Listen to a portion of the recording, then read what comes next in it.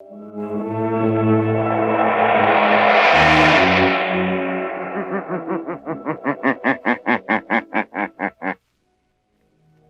shadow knows.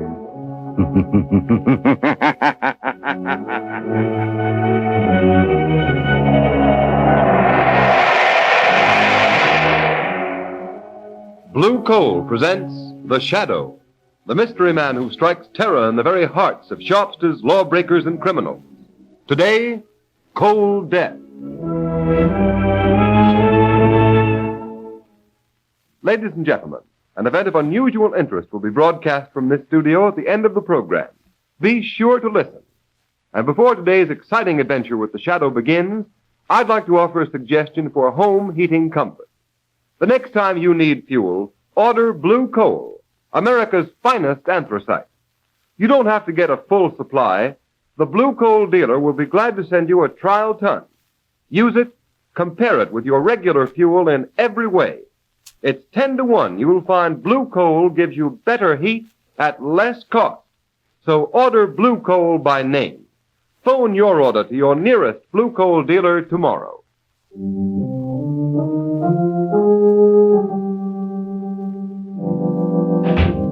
Hello, Mr. Carver. Well, what do you want, Orson? Why, job at Carverville, tending to business.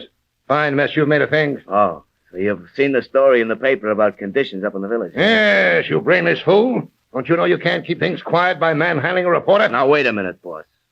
I can explain that. We had to rough that reporter up. He was taking pictures. I don't want any excuses. I pay you to manage my mill. If there's any more publicity about living conditions up there, you'll find yourself out of a job. Now get out. Don't bother me with details. Get out. Okay, Mr. Carver, I won't bother you with details. But if anybody else comes up to Carverville snooping around and asking questions, we'll make them wish they never heard of the place.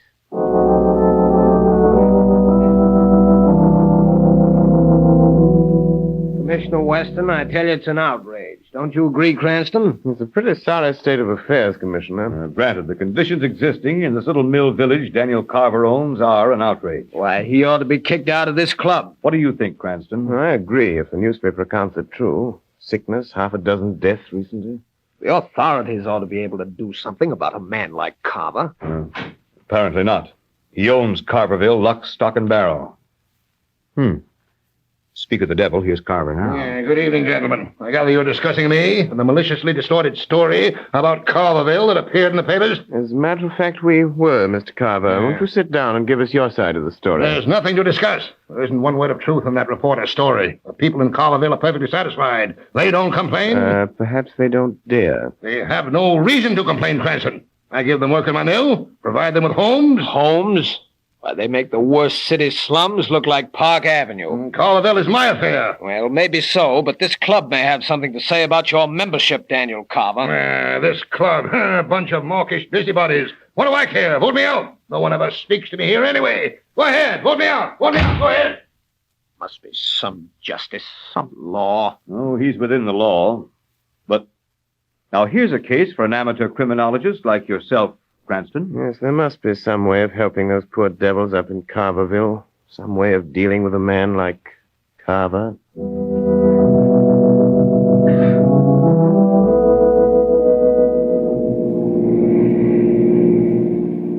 Lamont Cranston, would you mind telling me the reason for this long drive in zero weather? You'll soon see the reason, Margot. We're now entering Carverville. Take a good look at it. Oh, how drab. How awful. Look, Lamont, broken windows stuffed with paper. I'm beginning to understand why you're here. But how did you hear about it? Daniel Carver, the man who owns this charming little mill village, is a fellow club member of mine. What are you going to do, Lamont? I don't know exactly until I've talked to some of these people. As Lamont Cranston or the Shadow? As a nameless social worker for the present, Margot, but I have a strong hunch the Shadow will have to play a big part if anything is to be done to help these people. Here we are. You want some gas, mister? No, thanks, but could you tell me how to get to Mrs. Tucker's house? What do you want? Ma Tucker's got enough trouble already, what with her old man and kid dying since the cold set in. I read about it in the papers. We've come here to help. Listen, mister. Carverville folks ain't got much, but we ain't asking or welcoming no nosing around from strangers. If you'll just point out Mrs. Tucker's house, I'll see what she has to say. Well, right over there by the creek. But don't say I didn't warn you, mister. Thanks. Come along, Margot. I may need your help to get Mrs. Tucker's confidence. Well, I'll do anything I can. You know, Lamont, there's something terrifying about this village. How so? Oh, that man and the way people are watching us from behind curtains in the windows of every house along the street. You're afraid of something, Margot. Of what? That's just what I hope to discover in this house. Oh, there's something sinister about this place. Wait, Margot. Someone's coming to the door. What do you want, mister? Are you Mrs. Tucker? I'm Ma Tucker. What do you want? May we come in? You say what you got to say. Please, Mrs. Tucker, we've come to help you. No, you... Oh, all right. Come in. It don't matter. Nothing matters now. Thank you. Mrs. Tucker, we realize you've been through a terrible ordeal. Losing your husband and son within a week. Well, I ain't no worse off than anybody else in Carverville. What are you going to do? I got one boy left, Sam. He works in the mill. Mrs. Tucker, how much rent do you people have to pay for these houses? Hey, you better get out of here, mister. You don't want to get me in more trouble for talking to you at all. You better get out. Who would make trouble for you because you talk to us? Never you mind that, mister. And if you know what's good for you, you'll get out of Carverville before Dawson and the others from Carverville get here. Hey, Ma, who are these folks? This is my son, Sam. Hello, Sam. Well, howdy. You welfare workers from the city? You might call us that. We've come here to investigate conditions. They've been asking questions about the houses, Sam. I didn't tell them nothing. Well, why didn't you, Ma? Huh? I'm sick of all this fear, old man Carver and his spies. We kept quiet for years, and what's it got us? What did it get Pa and young Jim? We slave in the mill, and they rob us at Carver's store, and we live in these pigsties that Carver calls houses, and when we're old and sick, he lets us die off like a lot of mangy dogs. Shut up, Sam. Don't talk like that. Somebody'll hear. Well, let him hear. It's time somebody heard the truth. Can't you do something, mister? Can't you help us? If somebody don't help us, God only knows where this'll end. Thanks for speaking out, Sam. You'll have to help. Lamont, there's a crowd gathering outside. What? I knew it. I knew there'd Now, be you trouble. be quiet, Ma. Listen, mister, I got a notion you're all right. Come on, Tucker! Sam! Open up! We're gonna chase them smart out here with strangers out of town, like we did that reporter. Listen, Sam. We'll have to leave or there'll be trouble.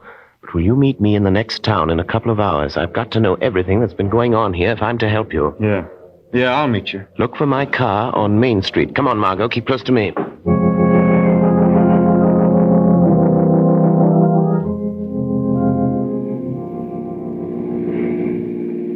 Lamont, I hope no one saw Sam Tucker meet us down this road as you asked him to. I hope not, Margot. What are you going to do now that he's told you the tragic story of Carverville? Going back to Carverville. Right now, tonight? Yes. First to call on old man Carver. I thought he was in the city. He evidently heard that more strangers were in Carverville this afternoon asking questions. Oh, what a beast Carver must be, Lamont. If he could only be made to see the misery and suffering he's caused. He's going to see it, Margot, tonight.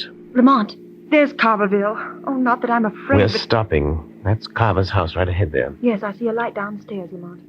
What are you going to do? Margot, do you remember Scrooge in Dickens' Christmas Carol? Yes, and Carver is worse than Scrooge ever thought of being. Tonight, Daniel Carver is going to feel more remorse than Ebenezer Scrooge ever did. He deserves it. I'll wait in the car, Lamont. It's bitter cold. If those poor people down there in those flimsy houses can stand it, I can. I'll wait here. But how are you going to make Carver visit those poor people? Margot, tonight Daniel Carver is going on a sightseeing tour. Personally conducted by the Shadow.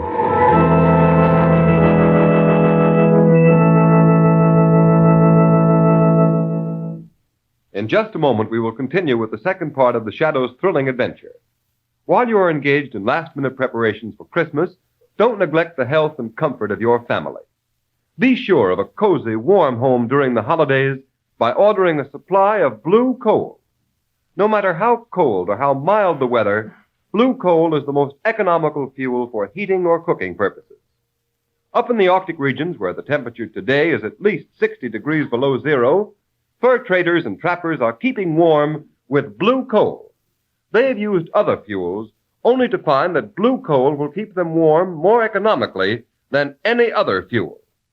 Blue coal is a Pennsylvania anthracite, the fuel that burns long and steadily. It is the fuel that furnaces, parlor stoves, and cooking ranges in New England were especially designed to burn. And the finest Pennsylvania anthracite is blue coal, mined by the Glen Alden Coal Company, employing American labor, and it is transported by American railroads. Every carload is laboratory tested for purity and uniform size before shipment. Blue coal comes in all domestic sizes: egg, stove, chestnut, and pea size. For economy's sake and for greatest comfort in cold weather, insist on blue coal. Phone your nearest blue coal dealer. You'll find his name listed in the Where to Buy It section of your classified telephone directory under the name Blue Coal.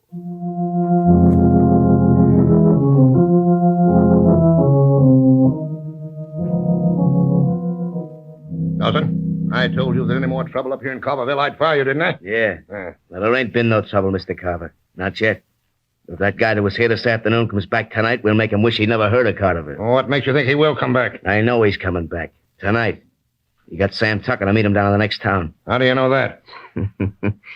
I took a rubber hose to the kid when he came back about an hour ago. He wouldn't talk. We got enough out of him to know that social worker is up to something. Well, I don't want any shooting and killing now. You just leave that fella to me, Mr. Carver. You said you didn't want to be bothered with details. What are you going to do, Dawson? Well, nothing much. But don't you worry. There ain't no law against the fella being shot accidental while he's snooping around in the dark. You just leave the details to me. So long, boss. I was a fool to come up here from the city tonight. No cold country house. No electricity. Nothing but candles. The wind even blows the door open. What was that? Who blew out that candle? The wind. The wind blew out the candle. Are you afraid of the dark, Daniel Carver? Who are you? What do you want? I have no money here. I don't want your money. I have come for you. Who are you? I've been called fear, conscience, remorse. But I am best known to your kind as the Shadow. The Shadow? I don't believe in things like that. You're a man. I hear your voice. If you're one of those stupid fools from the village, you've got any idea of killing me, you'd better think first. You'll hang for it. Since you will not believe that I am the Shadow, let us pretend I am one of those unfortunates from your village. Let us pretend that here in the darkness I am standing with a gun pointed at your heart. Oh, what do you want of me? I want you to come with me. Come with me. No, you're going to murder me. I won't leave this house. I won't go with you. Come, or I'll use the gun you are so sure I have in my hand, even though you can't see the gun, or my hand, or me. Yeah. All right, I'll come. I'll do anything, only don't shoot. If it's money you want, I'll get it for you. Get in your car. First, let me get an overcoat. It's bitter cold. No. It's time you learned what it feels like to be cold. Where are we going? Drive down to that squalid sink of misery that bears your name. To Carverville. Don't cry out. Don't try to escape me. For I'm right behind you. In the back seat of the car. What do you want me to do in the village? Stop at that little bridge. Be careful, Carver. I can read your thoughts. You're thinking you'll cry out, attract attention, and get away from me. But you'll never get away unless you do exactly as I tell you for the next few minutes. What are you going to make me do? You will go where I tell you. And listen. And watch. And what if I meet someone? If you should, don't speak. There's a little bridge. Stop the car. Now get out of the car, Daniel Carver. This is the Tucker house. Walk to that lighted window over there. Stand there by that broken pane stuffed with paper. Why, you brought me here. You better look out. Bill Dawson, my foreman, and some men are out looking for some stranger that's been snooping around here. We might be shot by mistake. That is a chance we must take, Carver. Look into that room and listen. All right. Ma. All right, Ma, listen, Ma. Everything's going to turn out all right. Those folks who were here today, they're going to do something. Oh, I'm trying to hope so, Sam. But hoping comes mighty hard when hope's been killed so often. Pa's dead. Your brother's dead. Listen to that. Oh, Sam, you gotta go away. You gotta go far away. And after what's happened, Dawson will fix you good. It won't be just a beating. He'll fix it so something will happen to you at the mill. You gotta go away, son. Yeah, but I can't leave you, Ma. Not even long enough to hunt another job. Oh, don't you fret about me, Sam. I ain't got much longer on this earth anyhow, son. You get away. You get away from here while you've got a chance. Oh, Ma. Ma, you're crying. You didn't even cry when Pa died. Seemed like I couldn't. Seemed like he was better off dead. 'Cause he was free of old man Carver at last. At last. Oh, Ma, don't... Come, Carver. I have something else to show you. What are you trying to do? Where are you taking me now? You will see. Tell me, Carver, have you ever heard the story of Scrooge? What has the story of Scrooge got to do with me? You are Scrooge, Daniel Carver, a 20th century Scrooge. And this is Christmas. You'd never believe it to look down the streets of this mill town of yours. Would you, Carver? Then what do you expect me to do about it? You are not your brother's keeper, are you, Carver? Let me go. My hands are freezing. Still thinking of yourself? Is that the Christmas spirit, Carver? Let me go and I'll do something. Send some Christmas baskets. That would ease your conscience, wouldn't it? No, Carver. You're not going to get off so easy. I've seen enough. Where are you taking me now? Just a little way. A few steps. To that lighted window over there. To that house with a car standing in front of it. If they can afford a car... That is a doctor's car. Your villagers don't own cars. They don't own anything. Go to that lighted window there. Look in. See what is happening. Listen. There's frost on the glass. I can't see. There's another broken pane. The hole is filled with paper to keep out the cold. Like the tucker's window. Push the paper aside. All right. I will. Try and be calm, Mrs. Anderson. I know it's hard, but you must for the child's sake. I'll try, Doctor. I will try. I can't help feeling the way I do. My husband dying of pneumonia only last month. Now Judy going the same way. Oh, there's still hope. I'd move her to a hospital if there were one near enough. I wish there were only some way of keeping these rotten Carver houses warm. But you might as well try to heat a barn. Mommy. Listen, Carver. Mommy. Yes, darling. I'm right here, Judy, dear. Mummy's here. Mommy, could I have Cecile? Of course you can, honey. Here's your doll, Judy. Mommy, do you think Santa Claus will bring me a real doll?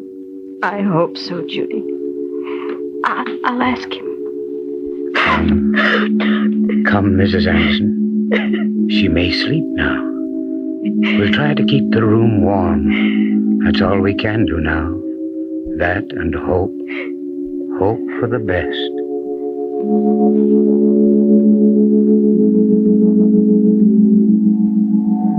Look at that child, Daniel Carver. She's dying. And you alone are to blame. No, stop. Don't torture me anymore. If that child dies, Carver, there will be no candles. No gay candles on a gift-laden Christmas tree, but white candles shedding a ghostly light around a packing box coffin. No, stop. It will be the monument to your life No. of selfish greed. No. And a cross you will bear through all eternity. Unless Unless what? unless you make amends. I'll do anything. I'll do anything to make amends. I didn't know. I've been blind, selfish. No baskets of fruit or pennies in the snow will wipe out your sins against these long-suffering people, Carver. I know. I'll make everything right. That little girl, she needs medicine, a warm house. Let me go in and get the doctor to move her to my house on the hill. I'll get specialists. I'll do anything to save her life. Wait, Carver. That is only the beginning. What of all the others? What of these death traps you call homes? I'll tear them all down, burn them, build new ones, houses that are warm and comfortable and safe. I swear it. But tell me, who are you? I owe you everything for showing me what I've been doing to these people who depend on me. I told you once before. I am the shadow. But you are a man. Why can't I see you? I have clouded your mind, made it impossible for you to see me. You will never see me. Never hear my voice again, Daniel Carver.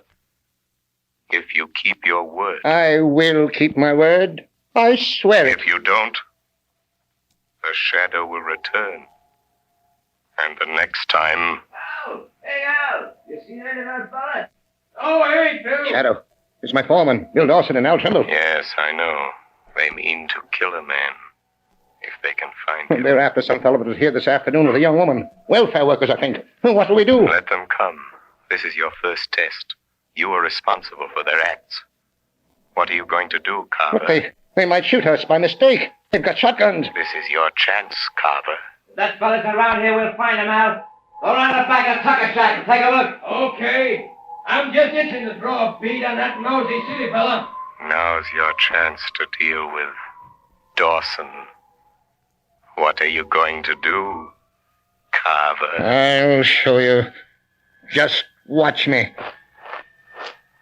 Don't shoot. Dawson! Dawson, don't shoot! It's me, Carver. Carver. Hey, what are you doing here?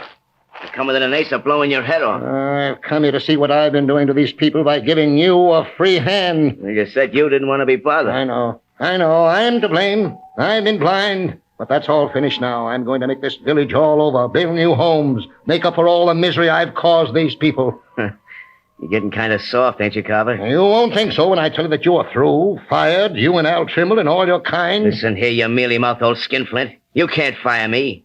I've done your dirty work too long. You get out of Carverville, you're through, Dawson. Yeah? That's what you think. You or nobody else is firing me. Put down that shotgun, Dawson. You'll hang for this. The devil I will. It'll be an accident. An accident like what's going to happen to that city. Dawson, don't you pull that trigger, you fool! Say your prayers, you rat. Ah! You missed! No, something knocked the gun up in the air. You didn't, Carver. You couldn't. Something just about knocked the gun out of my hand. You are quite right, Bill Dawson. I saved you from committing a cold-blooded murder. What was that? Who said that? The shadow, Dawson. Shadow? A ghost? Call me what you like, but I am here, helping Daniel Carver, helping the people of this village. Bill! Hey, Bill! Dawson! You get him? Al, come on, we're getting out of here. Something just talked to me. You must be drunk, Bill. Hey, what's that over there? It's old man Carver. But it wasn't him. It knocked my gun right out of my hand. Come on, I tell you, this place is haunted. There ain't no such thing. Yeah. Listen to that. Where is it? Come on, tell me, where's it coming from? Who's that laughing? It ain't Carver. Yeah, it did sound kind of like a ghost. I don't see nothing. Go quickly, both of you. Get out of Carverville and don't come back. Come on, Al, you fool. Let's get out of here. Hey, Bill, wait! Wait, don't leave me here alone with that thing. Wait! Shadow, are you still here? Yes, Daniel Carver. Oh, thank you, whatever you are. Thank you for saving my life. I saved you because you have much work to do. If there was only some way of repaying you for making me see the truth, you should have credit for all this. Just bring happiness to the people of this village, Daniel Carver. That will be your repayment, in full, to the shadow. I'll do it. Look, Carver, the people of the village are getting up enough nerve to come out of their houses. I'll call them all together right now. I'll tell them what I'm going to do. I'll make this the happiest Christmas season they've ever had. Yes, I believe you will. Daniel Carver. What happened in here? Who's that? Yeah, who's been shooting? Anybody hurt? Hey, golly, it's Mr. Carver. What's he doing here? What do you want, Mr. Carver? Are you hurt, Wait a Mr. moment. Carver? Wait a moment, all of you. Oh, I know you have good reasons to hate. Tonight I've been shown why. Someone came to me. Oh, I don't know what he was. I don't care. All I know is he was like a spirit of God. He has shown me how to create a new Carverville, a happy Carverville, where the spirit of Christmas will shine all these years through. Men and women, a shadow has brought us light. This, Carver, this is the peace on earth, goodwill toward men. Friends, this afternoon we have an event of unusual importance to bring to you. The Shadow program is to be honored with one of radio's most coveted awards, which heretofore has been captured by other outstanding programs such as Jack Benny, Fred Allen, and The March of Time, the Pilot Radio Award. Mr. Harry A. Smith, president of Blue Coal, will accept this award from Mr. Sylvester Thompson, vice president of the Pilot Radio Corporation, who will make the official presentation. Ladies and gentlemen, Mr. Thompson. Thank you, Mr. Roberts. During the past year, the Pilot Radio Awards Society has been making periodic awards to various programs on the air which represent the highest achievements in their particular fields of entertainment. And so it's only natural that your program, The Shadow, should have come to our attention. For we can easily understand the reason why The Shadow has held its high place in popular favor for so many years. It brings all the thrill and flavor of mystery drama to radio audiences. In addition, the committee commends you very highly upon bringing some of the finest actors of the American stage into the homes of so many radio listeners. Recognizing your noteworthy contribution to fine radio entertainment, I take pleasure in presenting to you, Mr. Smith, the Pilot Radio Award of Merit, and I am certain that The Shadow will continue to delight radio audiences for many years to come. Thank you very much, Mr. Thompson.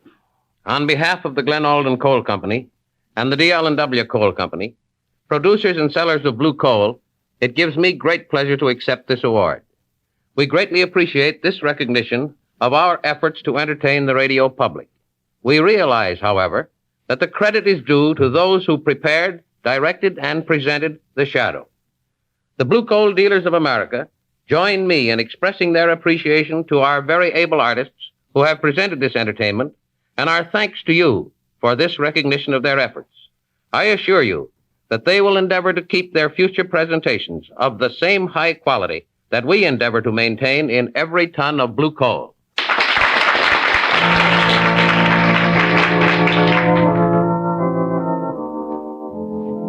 The story you have just heard is copyrighted by the Shadow magazine. The characters in this story are entirely fictitious. Any similarity to persons living or dead is purely coincidental.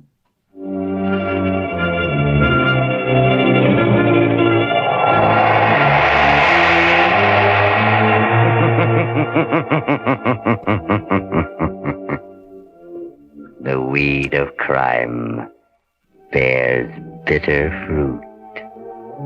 Crime does not pay. The Shadow knows.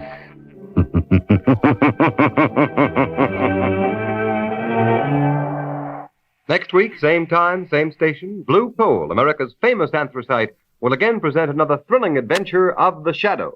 Be sure to listen, and be sure to burn blue coal, the solid fuel for solid comfort.